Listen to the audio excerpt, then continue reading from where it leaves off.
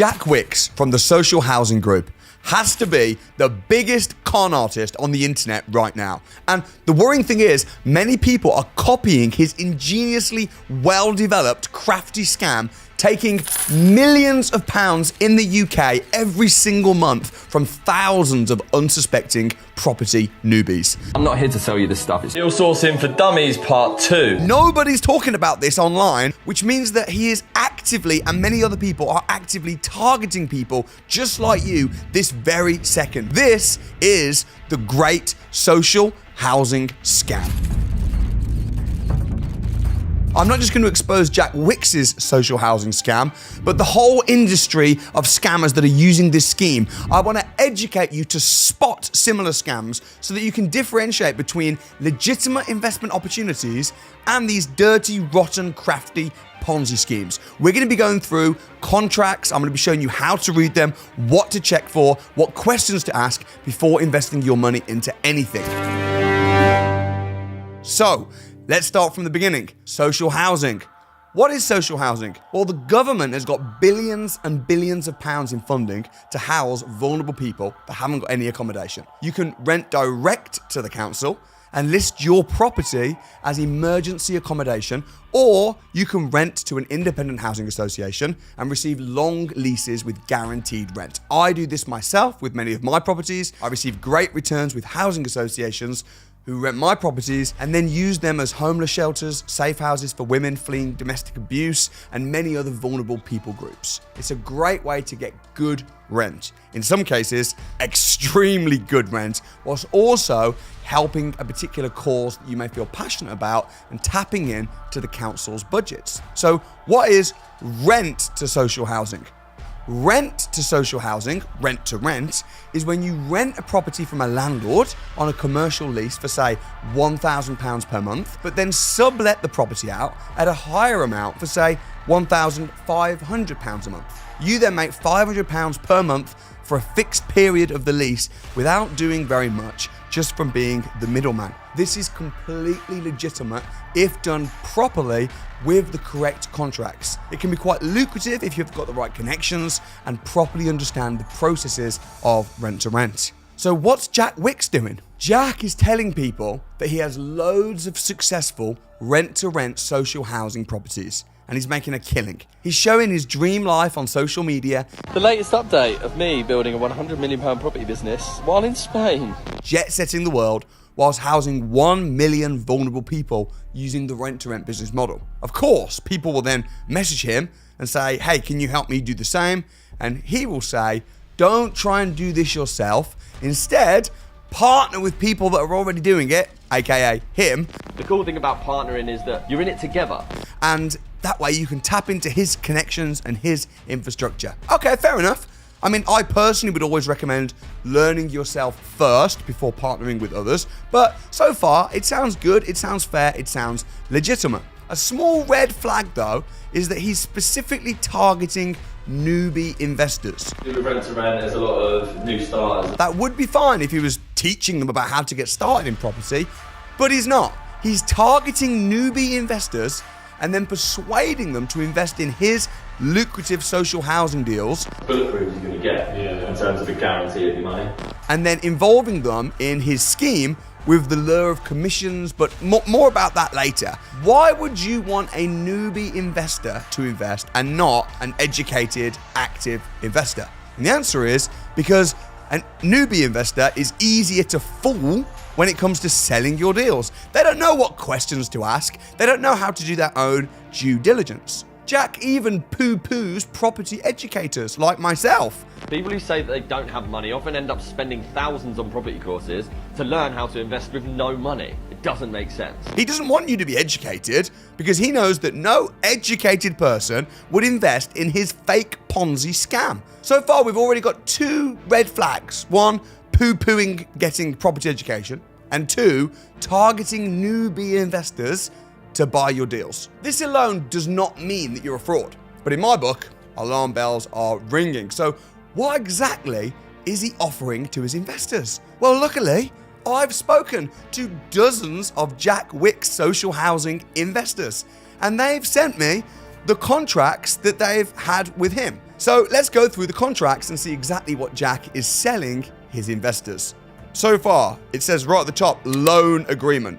Okay, fine. So it's a loan. You're not partnering with him. This is a straight up loan. And this one's for £100,000, which is extremely high loan for a rent-to-rent. Jack would argue that's because he's taking on so many rent-to-rents all at once and needs money for furniture and fittings, but I would never recommend investing that kind of money into rent-to-rent at all, especially not somebody else's rent-to-rent, and especially not if you're a newbie. This contract's for £100,000. I've seen contracts for 50 grand, 30 grand, 80 grand, 100 grand, 150 grand, even 200 grand. This is not just £3,000 here and there. These are huge amounts of money we're talking, and you should never invest more than you can't afford to lose. And I've spoken to some of Jack's investors who've invested every single penny they have and more into his rent-to-rent deals. Many have refinanced their own homes with Jack's full assurance that everything was kosher and legit, quote, using his exact words. Next,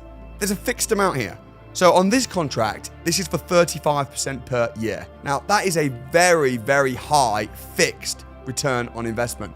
Some of the other contracts I've seen are different. Some are 20, some are 30. This one's 35 per year. In my opinion, this is another big red flag because these are such high guaranteed returns per annum. I mean, I do rent to rent very successfully myself, but I don't need to raise funds for furniture and fittings because when I've got a deal, part of my cash flow is put aside towards funding future deals. I would never offer investors 35% fixed returns over a 3-year fixed period because it just wouldn't make sense. So we've got here, let's go through some of this contract. So it says here, payment will commence after 90 days of the loan. So what does that mean? That means that when you invest your money with Jack for the first 3 months, you're not getting anything. Now that's fine, it's in the contract. I guess it gives him more time to raise more funds before he's got to start paying you any interest, I guess. Next, this is really important, clause 6. Well, you've got to read the contract.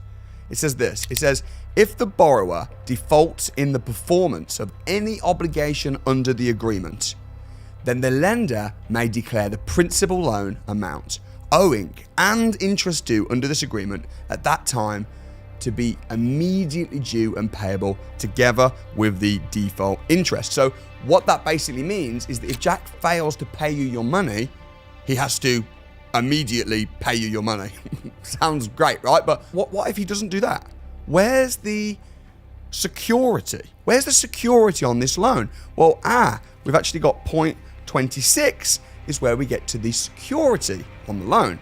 So security, what that means is collateral. So for example, if you're investing a few £1,000s into a rent-to-rent deal with a friend, that's one thing. You might be taking a punt with high risk, high reward. But if you're investing more than you can afford to lose, you need proper security. So what is security? It means that you've got some collateral should the borrower default on their payments. Like I loan out money all the time into my students' property deals, but I've got security on the property itself. So if they don't pay me back, I can legally take the property.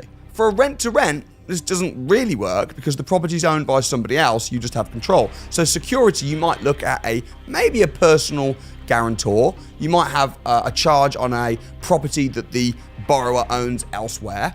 Do be a bit careful though with charlatans saying, I'll be a personal guarantor, because sometimes they don't actually have any wealth. And if someone's saying, oh, I'll put my name down as a personal guarantor, it's very fair and legitimate to then say, well, can I have proof of what you own? Because if they don't own anything and they're broke and they say, I'll be the security. Yeah, but you're broke. So security is one of the most important things to look for when loaning money out when it's a lot of money. As I say, if it's a few thousand £1,000, when 100 grand, very important. So let's look at what the security is on Jack Wicks's social housing contracts. Point 26 of the contract, quote, any breach of this agreement by the borrower will entitle the lender at its sole discretion to enforce the borrower to assign the rent-to-rent contract to the lender to see out the remainder of the term with the social housing provider and terminate this agreement with the borrower. So the security is the rent-to-rent,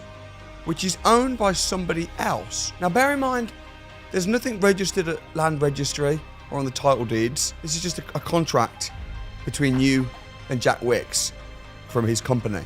Now, what's interesting is, what's the most important clause in a contract? Well, the most important part is the part that's missing.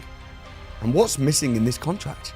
Well, for a start, nowhere in this contract does it actually give you the full address of the rent-to-rent. The big security that he's offering, namely the rent-to-rent itself, we don't know the full address of the property. Now, in some of his contracts, because I've seen many, sometimes he will say the headline address. So he'll say, for example, 3 units at such and such a development in Slough. But there might be 100 units in that block. The exact addresses are always anonymous, meaning that not only is the security now completely worthless, but also, how am I supposed to have any idea on where my investment has gone? And do you know what else is missing in this contract? The breakdown of exactly where my money is even going. There's no breakdown of what the money's being used for. The most detailed breakdown I've ever seen in any of his contracts is just fixtures and fittings. That's just not good enough. 100 grand, 200 grand, some people. For what? A few units for fixtures and fittings, but there's no real breakdown. There's no address, no real security at all. This is big red flags. Big red flags. Now, when I've spoken to some of these investors, I've told them, ask Jack for the addresses. And you know what his response has been? His response is, unfortunately, we can't reveal this as it's sensitive information. I'm sorry, it's not sensitive information if it's your security. But it gets even worse. It gets even worse. The social housing provider that he's renting these properties to, who are they? There's no contract between Jack and these housing providers anywhere that anybody's ever seen. So he's taking huge sums of money from investors to finance rent-to-rents that the addresses have not even been disclosed, with housing providers who can't be revealed either, with leases that have never been seen. This is beginning to sound like maybe Jack is taking investors' money and spending it on other stuff like his lifestyle. Is he even doing property? Is the money that he's borrowing even going towards social housing deals? My opinion is no. And this is where it gets very dark. Around January this year, 2025, Jack's investors stopped receiving their monthly payments. Now, Jack said it's because one of his social housing providers had their bank frozen and it was just going to be temporary, but soon payments will start up again. They haven't started up again. This is where investors started panicking and reaching out to me and asked me to look into it. And I told them that, to me, it looked like a Ponzi scheme. Many investors actually even tried to defend Jack, saying, but he seems like such a nice guy. He's still been so good at communicating with us. He's been paying me, though, for the last year. That's exactly how people run Ponzi schemes. Let me explain. A Ponzi scheme is an investment scam that pays early investors with money taken from later investors to create an illusion of big profits. A Ponzi scheme promises a super high rate of return with little risk to the investor and relies on word of mouth as new investors hear about the big returns earned by the early investors. But inevitably, these schemes always collapse when the flow of new money slows, making it impossible to keep up payments of the alleged profits. Now, it's possible that Jack started off raising money for genuine rent-to-rent deals, but undoubtedly this is a Ponzi scheme. If any of you look and see my social media, we're doing that so that we can continue to bring money in, and that money is ultimately going to be dispersed as promised. Meaning that he's paying old investors back with new investors' money. The product doesn't exist. This is not only unethical, but highly illegal, and the sentence for this is prison. The apartment blocks that Jack claims to be using for rent-to-rents, in my opinion, don't exist. What makes me think that?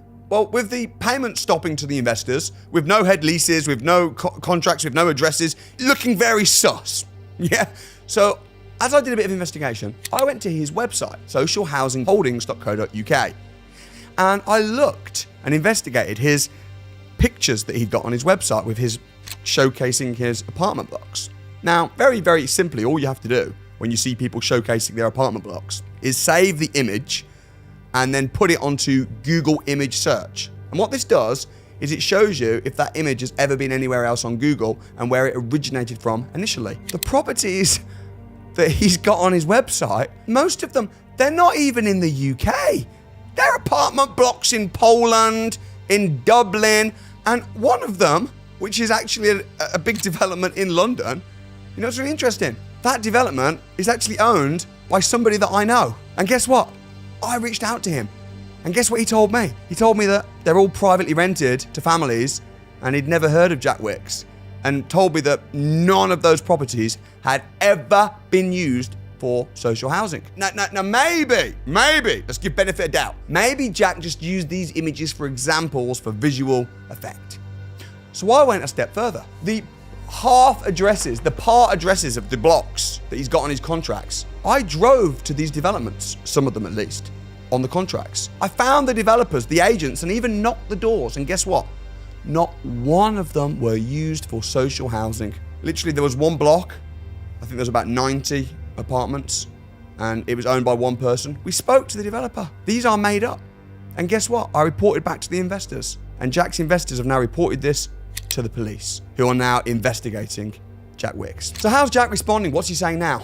Is he admitting it? Is he apologizing? No. Jack is claiming that he is the biggest victim in all of this, and it was just one social housing provider called Citygate Housing, and they pulled the wool over his eyes, and they were the ones who were at fault. The problem with this argument is that even if it was true, he should never take people's life savings and refuse to tell them who the housing provider was. Also, Citygate were exposed months ago by the likes of Which magazine for being an illegitimate provider, yet he was still raising money after they were outed. There's a reason Jack never revealed the social housing providers when taking investors' money.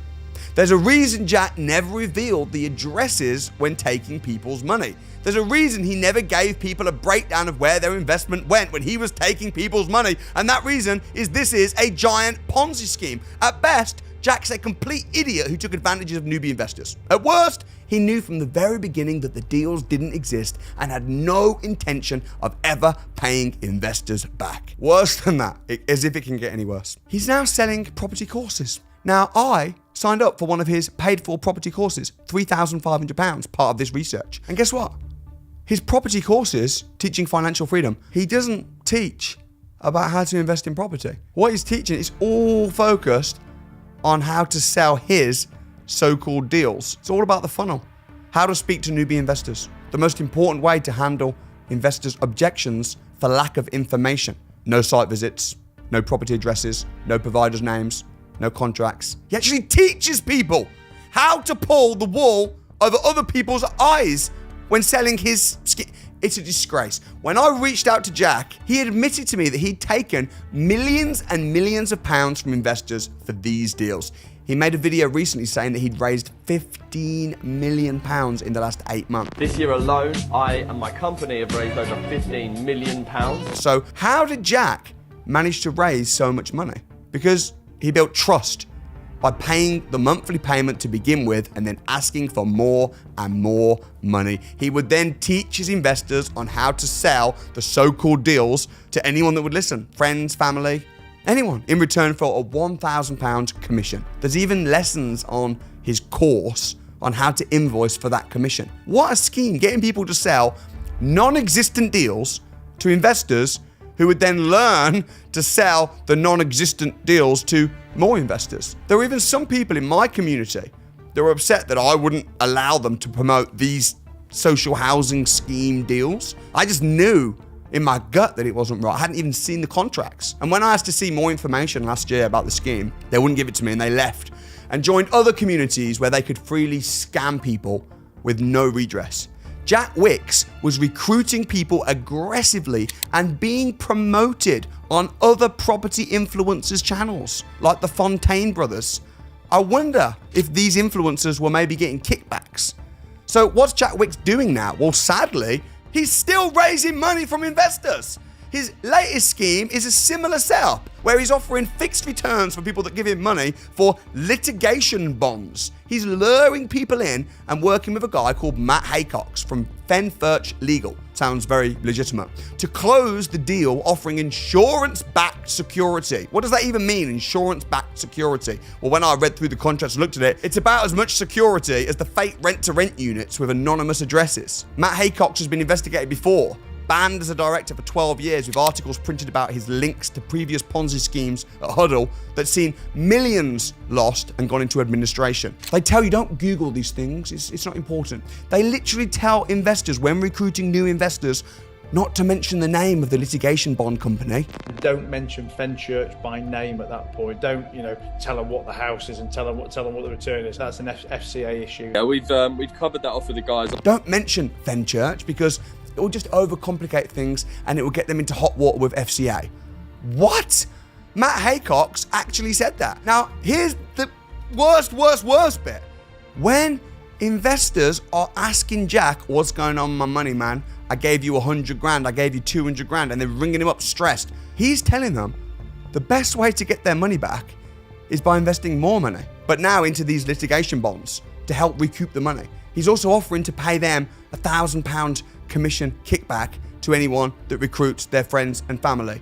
The audacity. How would you feel if you lost 200 grand and then you rang up the person that lost you 200 grand and they said, don't worry, if you invest more, and you say, I haven't got any more. And then they go, well, do you know anyone that has? We've got this other scheme. The audacity. I honestly cannot believe it. He's selling courses now. Imagine failing so bad and then trying to teach. But he's selling courses to newbie, unsuspecting would-be property investors on how to sell deals that don't exist to more unsuspecting property investors. This is more than a Ponzi scheme. This is a pyramid Ponzi scheme, literally.